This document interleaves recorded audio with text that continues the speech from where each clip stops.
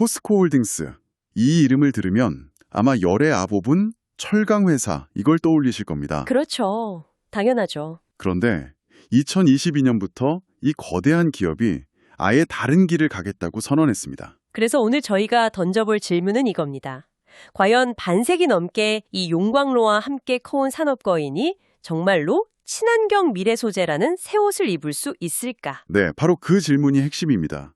철강이라는 이 강력한 심장이 미래 사업의 로켓 연료가 될지 아니면 오히려 발목을 잡는 무거운 족쇄가 될지 그 속을 한번 깊숙이 들여다보겠습니다. 이건 뭐 단순히 사업 몇 개 추가하는 그런 수준이 아니에요. 기업의 DNA 자체를 바꾸려는 어찌 보면 거대한 실험인 거죠. 오늘 저희는 그 야심찬 계획의 현실, 그리고 시장이 보내는 아주 냉정한 평가를 숫자를 통해 꼼꼼하게 짚어보겠습니다. 좋습니다. 그럼 먼저 포스코홀딩스라는 이 거대 함선을 움직이는 세 개의 엔진부터 살펴보죠. 첫 번째는 역시 철강 사업. 이건 뭐 설명이 필요 없는 근간이죠. 그렇죠. 그룹 전체 매출의 절반을 책임지는 절대적인 현금 창출원, 캐시카우입니다. 자회사인 포스코가 담당하고 있고요. 여기서 중요한 건 그냥 큰 회사가 아니고요. WSD라고 세계적인 철강 분석기관이 15년 연속으로 세계에서 가장 경쟁력 있는 철강사 1위로 꼽았다는 점이에요. 15년 연속이요? 네. 단순히 많이 만드는 게 아니라 기술력이나 수익성 면에서 세계 최고다. 이런 공인 딱지를 받은 셈입니다. 아주 든든한 버팀목이군요. 그리고 두 번째 엔진이 무역, 에너지, 건설을 아우르는 친환경 인프라 사업. 철강과 함께 현재의 포스코를 떠받치는 또 하나의 기둥. 이렇게 보면 되겠네요. 맞습니다. 포스코 인터내셔널, 포스코 ENC 같은 자회사들이 이끌면서 전체 매출의 한 40% 이상을 차지하는 안정적인 수익 기반이죠. 특히 포스코 인터내셔널이 되게 재미있는데요. 이게 단순한 무역회사가 아니라 직접 가스전 탐사하고 그런다는 그 회사 말씀이시죠? 네, 맞아요. 바로 그겁니다. 직접 가스전을 탐사하고 생산해서 발전소까지 돌리는 독자적인 LNG 밸류 체인을 완성했다는 게 핵심 경쟁력입니다. 알겠습니다. 철강과 인프라가 그룹의 현저를 책임지는 든든한 두 다리라면 모두의 관심은 결국 세 번째 엔진, 미래를 향해 뛰고 있는 2차 전지 소재 사업으로 향하는 것 같아요. 여기가 정말 드라마틱하더군요. 네, 그룹의 미래를 걸었다고 해도 과언이 아니죠. 아직 매출 비중은 10%가 채 안 되지만 가장 공격적으로 돈을 쏟아붓고 있는 분야입니다. 여기서 기억해야 할 키워드는 딱 하나, 풀 밸류 체인입니다. 풀 밸류 체인. 네, 광물 캐는 것부터 마지막에 소재 생산까지 남의 손 안 빌리고 전부 다 직접 하겠다는 거거든요. 바로 그 지점 때문에 요즘 같은 지정학적 위기 시대에 더 주목받는 거고요. 그럼 이 세 사업이 각자 시장에서는 어떤 선수들과 경쟁하고 있는지 한번 보죠. 철강부터요. 아까 기술 경쟁력은 1인데 생산량 순위는 7, 8위권이라고 하셨어요. 이건 일부러 덩치를 안 키우는 건가요? 정확합니다. 양보다는 질로 승부하겠다는 전략이죠.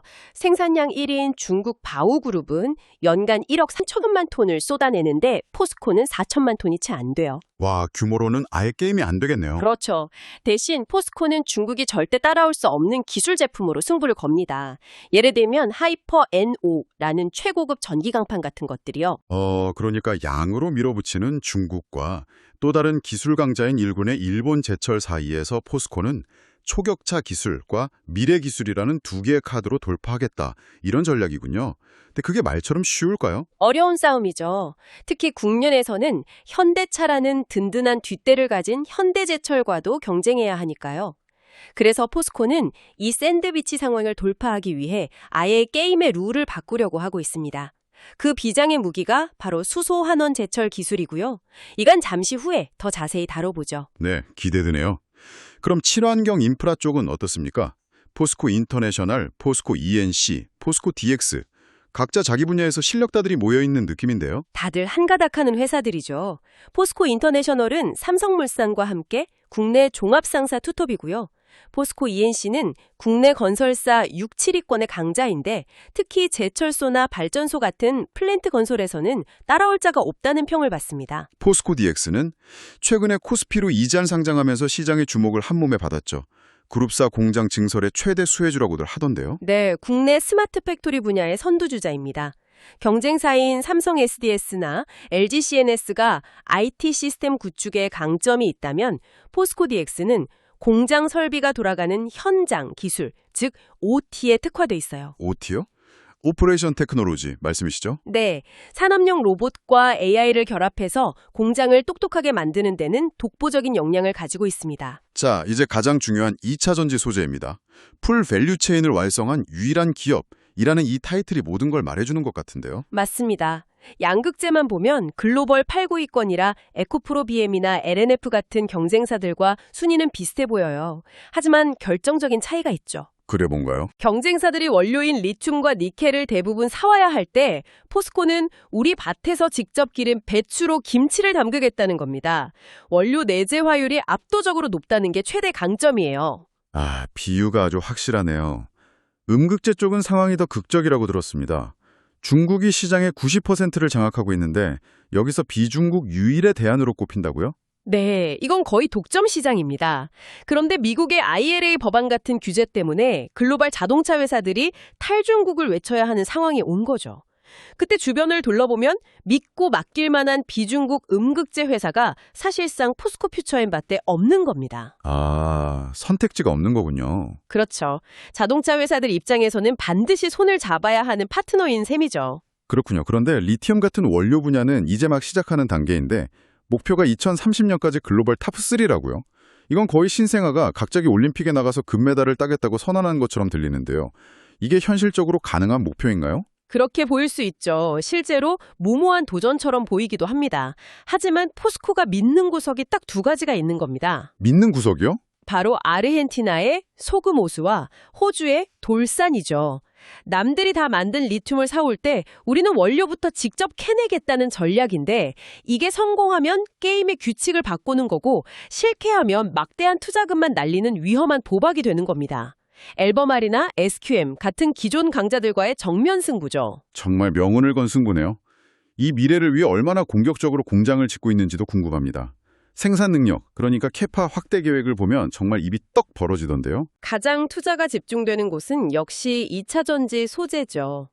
2020년까지 양극재 생산 목표가 30만 톤이 넘는데 이게 어느 정도 규모냐면 전기차 약 300만 대 이상에 공급할 수 있는 엄청난 양입니다. 300만 대요? 네. 사실상 그룹의 명운을 걸고 공장을 짓고 있다고 봐도 무방하죠. 철강이나 인프라도 투자를 멈춘 건 아닙니다.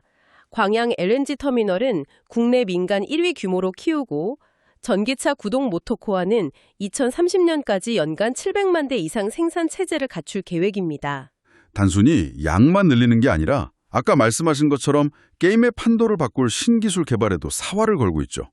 드디어 수소 환원제철 이야기가 나왔네요. 이게 철강 제조법의 혁명이라고 불리는 이유가 뭔가요? 지난 100년간 철강업은 석탄을 떼서 쇳물을 만들었습니다. 당연히 엄청난 탄소를 배출했죠. 수소 환원제철은 석탄 대신 100% 수소를 써서 탄소 배출 없이 쇳물을 만드는 기술입니다. 와... 근데 이게 정말 흥미로운 지점인데요. 다른 회사들이 비싼 펠렛 형태의 철광석을 써야 하는 기술을 개발할 때 포스코는 어떻게든 값싼 가루 철광석을 그대로 쓸 방법은 없을까라는 질문을 던진 겁니다. 아, 원가 경쟁력까지 잡겠다는 거군요. 그렇죠. 이건 단순히 기술 개발이 아니라 철강업의 원가 구조 자체를 뒤흔들 수 있는 그야말로 발상의 전환인 셈이죠. 2030년 상용화가 목표입니다. 와, 그게 가능하다면 정말 게임 체인저가 되겠네요. 배터리 소재 쪽에서도 차세대 기술 개발이 한창이던데요? 네, 기존 휴전호다 에너지 용량이 10배나 높은 실리콘 음극재와 꿈의 배터리로 불리는 전고체 배터리 소재를 개발 중입니다. 특히 실리콘 음극재는 포항에 공장을 짓고 있어서 곧 양산을 앞두고 있고요. 아까 잠깐 언급했던 하이퍼 NEO 전기강판도 빼놓을 수 없죠. 이건 전기차 모터의 효율을 결정하는 심장 같은 소재인데 없어서 못 팔 정도로 인기가 많아서 광양에 1조 원을 들여 전용 공장을 새로 지었을 정도입니다. 미래에 대한 청사진은 정말 화려한데 이제 냉정한 현실을 좀 짚어보죠. 2025년 실적, 특히 4분기는 거의 어닝 쇼크 수준이었습니다. 도대체 무슨 일이 있었던 건가요? 말 그대로 여러 악재가 한꺼번에 덮쳤습니다. 본업인 철강 시황이 안 좋았고 리튬 가격은 폭락해서 소재 부문 수익성이 나빠졌죠. 여기에 엎친 데 덮친 격으로 건설 자회사인 포스코 ENC에서 사고 관련 일회성 비용이 약 2천억 원이나 발생하면서 발목을 잡았습니다. 아, 세 가지가 한 번에 터졌군요. 네, 이 세 가지가 맞물리면서 4분기 영업이익이 시장 기대치를 한참 밑도는 3천억 원대로 뚝 떨어졌습니다.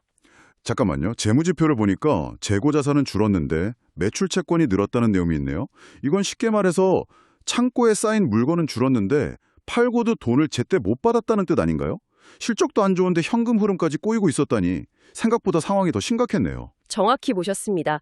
활동성 지표가 다소 둔화된 거죠. 하지만 여기서 우리가 주목해야 할 긍정적인 신호도 있습니다. 어떤 거죠? 이런 실적 악화에도 불구하고 재무 구조는 아주 탄탄하게 유지됐다는 점이에요. 부채 비율이 65% 수준으로 굉장히 낮아서 이 정도 외부 충격은 충분히 버텨낼 체력을 갖추고 있다는 걸 증명한 셈입니다. 어두운 터널을 지나 2026년 전망은 다시 밝아지는 분위기입니다. 특히 최근 리튬 가격 움직임이 심상치 않다고요? 네, 드라마틱한 반전이죠. 2026년 1월 기준으로 중국 선물 시장에서 탄산 리튬 가격이 불과 몇 달 만에 저점 대비 150% 이상 급등했습니다. 150%나요? 네, 2025년 가격 폭락기에 공급이 줄어든 효과와 함께 에너지 저장 장치 ESS 수요가 폭발한 게 원인입니다.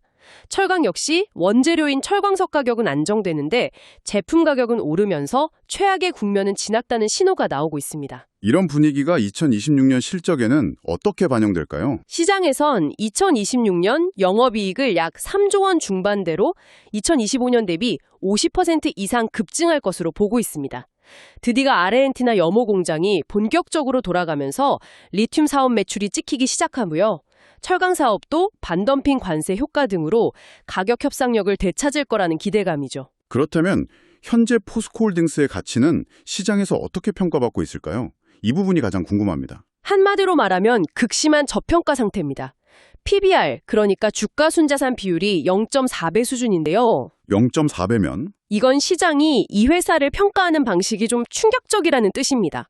쉽게 말해 포스코, 당신들이 가진 모든 공장과 땅, 자산을 다 팔고 빚을 갚아도 지금 주가보다 2.5배는 더 많이 남겠는데 라고 말하는 것과 같아요. 와, 그렇게 들으니 정말 심각하게 들리네요. 그만큼 미래 성장 가치를 전혀 인정받지 못하고 낡은 철강 회사로만 보고 있다는 강력한 신호죠. 아, 그렇다면 2026년에 리튬 매출이 본격적으로 찍히기 시작하면 시장의 이런 냉정한 평가가 바뀔 수도 있다는 거군요.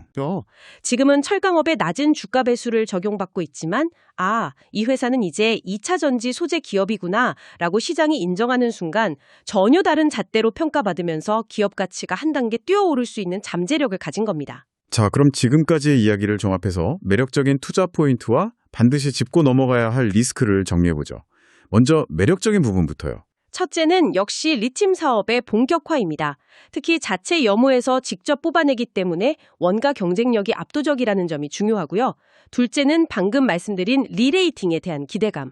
셋째는 탈중국 공급망의 유일한 대안이라는 지정학적 위치입니다. 미국 IRA, 유럽 CRMA의 최대 수혜 기업이죠. 주주들에게도 꽤 친화적인 정책을 펴고 있던데요. 배당 매력도 떼놓을 수 없겠어요. 네, 주당 1만 원 수준의 기본 배당 정책이 주가의 하방을 단단하게 지지해주고 있습니다. 2025년에는 자사주도 대규모로 소각하는 등 주주 환원에도 적극적이고요. 또 전환사채 같은 잠재적 매도 물량이 없어서 오버행 리스크가 거의 없다는 것도 장점입니다. 반대로 이 거대한 배가 좌초할 수도 있는 암초들, 리스크 요인들도 짚어봐야겠죠. 물론입니다. 가장 큰 리스크는 역시 원자재 가격 변동성입니다. 리튬 가격이 다시 폭락하면 수익성에 직격탄을 맞을 수밖에 없어요. 두 번째는 전기차 시장의 성장 둔화, 이른바 캐즘 현상이 생각보다 길어지는 경우입니다. 공격적으로 지어놓은 공장들이 제대로 돌아가지 못할 수 있죠. 본업인 철강 사업이 다시 부진에 빠지거나 대규모 투자 때문에 재무 부담이 커지는 것도 리스크가 될 수 있겠군요. 맞습니다. 중미대의 저가 공세가 계속되면 그룹 전체의 현금 창출 능력이 약화될 수 있고 매년 조 단위 투자가 계속되면서 부채가 늘어날 수도 있습니다. 마지막으로 정책 리스크도 무시할 수 없는데요. 예를 들어 미국 대선 결과에 따라 IRA 법안이 수정되기라도 하면 포스코홀딩스가 누리는 탈중국 프리미엄이 약해질 수 있습니다. 결국 포스코홀딩스는 철강으로 번 돈을 2차전지 소재라는 미래에 쏟아붓는 거대한 전환의 한가운데 서 있는 셈이군요. 네. 이 모든 전략의 바탕에는 앞으로 글로벌 공급망은 중국과 비중국으로 완전히 나뉠 것이라는 거대한 전제가 깔려 있습니다. 앞으로 여러분께서 이 기업을 지켜보실 때 던져야 할 가장 중요한 질문은 바로 이것일 겁니다. 과연 포스코의 이 거대한 베팅은 지정학적 흐름을 타고 성공할 것인가? 아니면 예상치 못한 또 다른 변수로 인해 흔들리게 될 것인가?